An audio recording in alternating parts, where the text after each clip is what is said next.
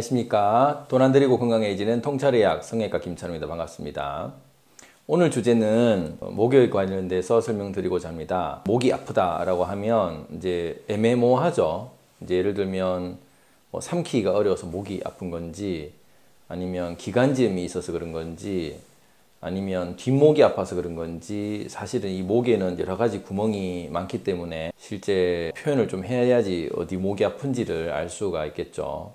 애기들 같은 경우 목이 아프다는 거는 이제 기관지 쪽이나 이제 이런 부분이 좀 있을 수 있을 거고, 나이 드신 분이 목이 아프다면 이제 뒷목이 뻣뻣하는 이제 그런 표현이 좀 될 수 있듯이 각자의 표현이 다를 수가 있습니다. 목은 이제 세 가지가 있겠죠. 코로 들어가서 이제 기관지로 나오는 목의 제일 앞에 있는 부분입니다. 공기가 들어가는 목이 있고요. 두 번째는 입으로 들어가서 식도로 가는 이제 기관지 바로 뒤에 이제 음식이 고형물이 들어가죠. 그래서 기체는 앞쪽, 그리고 액체하고 고체는 뒤쪽으로 넘어가게 됩니다. 그 다음에 뒤쪽, 이 목은 근육과 신경, 뼈 여러 가지 구성이 되어 있습니다. 그 중에 첫 번째로 안목에 대해서, 특히 기관지 쪽에 대해서 이제 설명을 드리고자 합니다. 우리가 이 공기가 들어가는 구멍에서 목이 아프다고 하면 여러 가지 이제 이비인후과 의사라든지 내과나 소아과 의사 또는 가정의학과 의사가 이제 판단을 내릴 때 어디에 염증이 있느냐, 아니면 어디에 어떤 증상이 있느냐에 따라서 이제 그 진단을 내릴 수가 있고, 거기에 대해서 이제 처치를 할 수가 있겠죠. 특히 요즘 같은 바이러스가 창궐하는 시기는 조금만 기침을 하더라도 눈살을 찌푸릴 수가 있겠습니다. 그럼 이 목에서 어떤 증상이 생겨나고 또 왜 이런 일이 생기는지를 좀 더 아시면은 우리가 어떻게 앞으로 관리해야 되겠다, 이런 부분이 나올 것입니다. 이 증상은 많이 아시겠지만 목이 이제 쉰다든지 아니면 가래가 생긴다든지 이런 부분이 있을 수가 있고요. 그리고 삼킬 때 목이 아프다, 이런 목이 뜨끔뜨끔하다면서 뭔가 목에 인후염이 왔나, 아니면 편도선염이 왔나, 아니면 감기가 걸렸나, 이런 이제 얘기를 할 수가 있습니다. 그러면 이게 이제 기체나 그 액체, 고체 등이 통과하는 이 부분이 굉장히 중요하기 때문에 우리 몸에서는 목을 보호하기 위해서 여러 가지 림프 조직, 림프 면역계가 있습니다. 그것을 여기 그림 보시면 발디에스 링이라고, 발디에스 관이라고 합니다.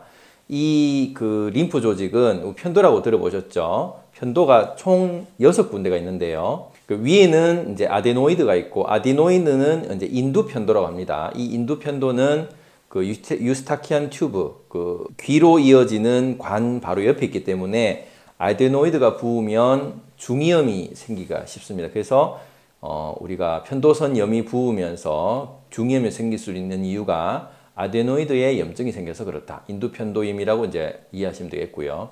두 번째는 구개편도, 양쪽도 옆에 있습니다. 그래서 이 구개편도를 보통 우리가 말하는 편도선염이라고 하죠. 세 번째는 혀 안쪽에 보면은 혀편도, 설편도라고 있습니다. 그렇게 총 6개가 링처럼 유지가 되어 있어서, 그리고 안에 링은 편도 조직으로 되어 있고 바깥에는 임파선으로 되어 있죠. 그래서 굉장히 밀집이 되어 있다. 이 림프 조직이 밀집이 되어 있는 이유는 어떻게 보면 우리가 살아가면서 공기를 마시고 먹고 이제 하는 그런 균이 들어갈 수 있는, 독이 들어갈 수 있는 가장 위험한 지역이기 때문에 이 편도 조직이 발달이 되어 있는 것이죠. 그래서 이 편도 조직에서는 1차 면역 기관이기 때문에 독이 들어간 부분을 먹었다, 상한 것을 먹었다면은 바로 위에서 횡격막으로 인해서 작용을 해서 토할 수 있도록 그렇게 1차 방어 기전을 가지게 되겠죠. 그런데 과거에 같은 경우는 이런 중요한 편도선을 폐하가 되었다고 인지를 하고 잘라내는 경우가 많았습니다. 물론 지금도 특정 이비인후과에서나 아니면 병원급에서는 편도 수술을 하는 데도 있지만 지금은 많이 편도선 수술을 하지 않는 게 추세이고, 중요한 면역계인 만큼 떼어내지 않는 것을 보통 일반적으로 지금은 원칙으로 삼는 걸로 알고 있습니다. 그만큼 이 림프 조직은 우리 목 안에 들어가는데 굉장히 중요한 부분이다 라는 거죠. 예를 들어서 바이러스라든지 균이 들어가게 되면 이 림프 조직에서 싸우게 됩니다. 바이러스나 박테리아는 혈관에서 싸우는 게 아니라 이 편도선에서 감지를 해가지고 그 림프 조직 안으로 들어가서 림프 안에서 싸우게 되죠. 그래서 그때 말씀드렸다시피 바이러스 때문에 림프 면역계가 중요하다. 그래서 어떻게 림프 면역을 우리가 에너지를 활성화시켜야 되느냐 설명을 한번 드린 적이 있었습니다. 그렇게 이제 물을 많이 마시고 이제 목을 자주 움직여주라고 말씀을 드렸었는데요.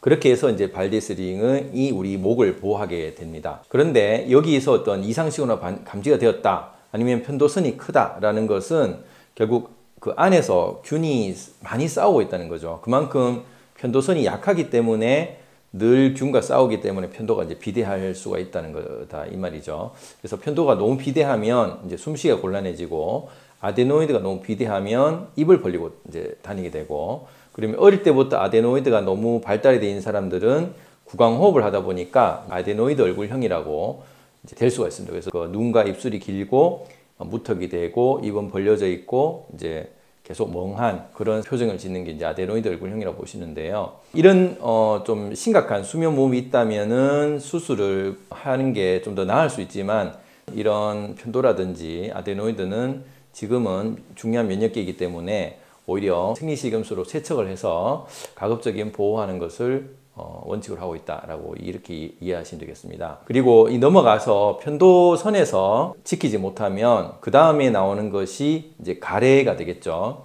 결국은 목에서 어떤 균이 침범을 했다면은 이제 편도선이 붓게 되고, 그러면서 코로 넘어가게 되면 콧물이 나오고, 그게 그 균이 목으로 넘어가게 되면 이제 기관지에서 그 균이 있기 때문에 그 2차 방어 기전으로 이제 가래를 뱉게 됩니다. 근데 이 가래를 뱉는 과정에서 너무 약에 의존을 많이 하다 보면 아무래도 호흡기에서 생긴 부분을 전체 근본 치료를 할 수 없다 보니까 계속 약을 먹으면 좋아지고 안 먹으면 또 나빠지고 계속 이렇게 내성을 생기면서 이제 만성 기관지염으로도 갈 수 있고 만성 인후염으로도 갈 수 있죠. 그렇게 해서 나중에는 목이 좀 쉰다든지 아니면 목에 가래가 계속 끼어 있는다든지 이런 여러 가지 현상이 생깁니다.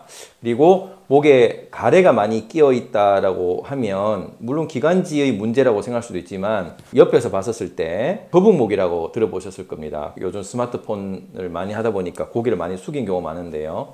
그렇게 되면 이게 일자목이라든지 앞으로 숙여져 가지고 그 기관지가 좀 꺾이게 되고, 그러면 기관지가 좀 더 약해지기 때문에 호흡기도 숨쉬는 부분도 약해질 수 있습니다. 그러면 가래를 뱉을 때 계속 이 부분이 꺾여서 목에 계속 가래가 잔뜩 끼어 있다라고 이렇게 이해할 수가 있겠죠. 이런 식으로 호텔에서 1차적으로 막는 콧물이라든지 인후염이라든지 아니면 편도선염으로 막는 1차 방어기전, 또 가래로 막는 2차 방어기전이 다 무너지면 결국 위험한 폐렴으로 가게 됩니다. 이 폐렴으로 가게 되면 아무래도 폐에 있는 하나의 폐포 사이에 가스 교환이 되지를 않기 때문에 아무래도 그 산소의 저혈증이 이제 되게 되고, 산소가 조직 기관에 공급되지 않다 보니까 굉장히 위험한 상황으로 빠질 수가 있기 때문에 초기부터 목 관리를 잘 해주는 게 좋겠다라는 것입니다. 그럼 이 목을 관리를 하기 위해서는 어떻게 하는 게 좋으냐? 첫 번째는 급성 염증이 생겼다면 오히려 초기에는 따뜻하게 해주는 것보다는 차게 해주는 게 좋습니다. 우리가 편도선 수술을 하고 나서 아니면 편도선 염이 있을 경우는 아이스크림을 먹는 경우를 많이 들어보셨을 겁니다. 빨리 붓기를 빼주는 게 좋기 때문에 찬물을 먹는다든지 이런 게 좋을 수가 있고요. 두 번째는 가글을 하라고 얘기를 합니다. 목에 가글을 하는데 목젖까지 이제 가글을 할 수도 있고, 그 목 뒤에만 가글을 할 수 있는 여러 가지 방법이 있겠죠.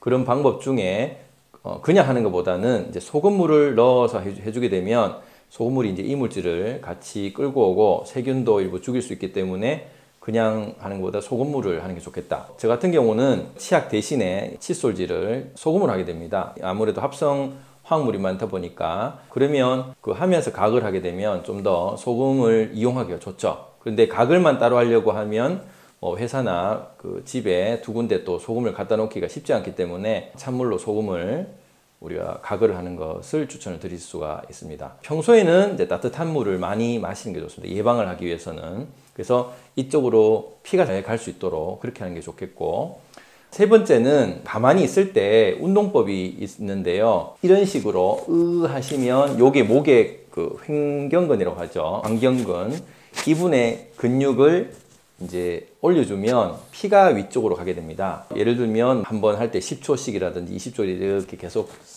올려주면 이쪽으로 피가 많이 가기 때문에 목이 뭔가 조금 약해진다라는 생각이 있으시면 이런 운동을 꾸준히 해주시면 좋겠고요. 그리고 연구개라고 있는데 목소리를 낼 때 연구개가 올라갑니다. 그러면 소리를 으 하고 이렇게 바람을 내면서 이렇게 연구개를 올릴 수가 있습니다. 그러면 연구개의 으 하는 사운드를 소리를 내지 않고 그렇게 하게 되면 연구개가 올라가기 때문에 그럼 연구개에 피를 올려줌으로써 혈액순환을 그쪽으로 올려주는 거죠. 그러면 인후염을 이제 예방을 할 수 있는데 도움이 될 수 있다. 그리고 얘기 드렸듯이 따뜻한 물을 마시고 목의 관절을 많이 풀어주고 이쪽을 많이 쓰다듬어 주면 이쪽이 다 전부 다 그 림프 그 절이 많습니다. 한 번씩 이렇게 목을 쓰다듬어 주게 되면 림프 순환이 잘 되기 때문에 이런 부분에서 림프 면역을 올릴 수가 있다. 오늘 어떠셨는지 모르겠습니다. 그 목 중에서 앞에 목, 기관지와 관련된 목에 대해서 설명을 드렸고요. 그 다음에 이제 나머지 식도라든지 우리 뒷목 뻣뻣한 요거도 다음 시간에 또 말씀드리도록 하겠습니다. 감사합니다.